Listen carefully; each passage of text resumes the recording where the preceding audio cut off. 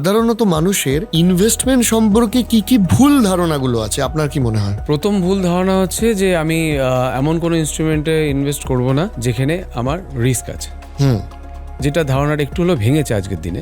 Risk বলে কিছু নেই, শব্দটা হচ্ছে চিন্তা ভাবনা। এই মিউচুয়াল ফান্ড বা যে কোনো রিস্ক ওরিয়েন্টেড ইনস্ট্রুমেন্ট যেটাকে বলা হয়, এটা পুরোটাই চিন্তা ভাবনা। আমি সবসময় বলি কেন, আপনি এক্সপেক্ট করছেন 20% রিটার্ন পাবেন, কিন্তু মার্কেটের পুরনো ইতিহাস বলছে যে এই ফান্ডটা 10% বা 12% বা 15% বেশি গ্রোথ দেয়নি, কিন্তু আপনার এক্সপেকটেশন আমি 20% পাবো, পেয়েছেন 15, উইচ ইজ ভেরি গুড, কিন্তু আপনার এক্সপেকটেশনকে রিচ করতে পারেননি, মানে 20% রিচ করতে পারেননি। সেইটা হচ্ছে রিস্ক। কিন্তু আপনি যদি ভাবেন যে আমি 10% পাবো আর 10% অনুযায়ী আমি সেই অনুযায়ী টাকাটাকে রাখবো, মানে লেটসে আমার গোল হচ্ছে 50 লক্ষ টাকার, কি 10 লক্ষ টাকার, কি 5 লক্ষ টাকার, ডাউন দি লাইন 5 ইয়ার্সে কি 10 ইয়ার্সে, এই 10 বছরে 10 লক্ষ টাকা জমাতে গেলে 10% যদি আমি অ্যাজিউম করি, তাহলে যে টাকাটা জমা দিতে হবে প্রত্যেক মাসে, সেই টাকাটা দিয়ে আমি যদি প্রপারলি যদি আমি উইদাউট এনি উইথড্র যদি আমি এগোতে থাকি, তাহলে এই 10 লক্ষ টাকা আমি রিচ করতে পারি।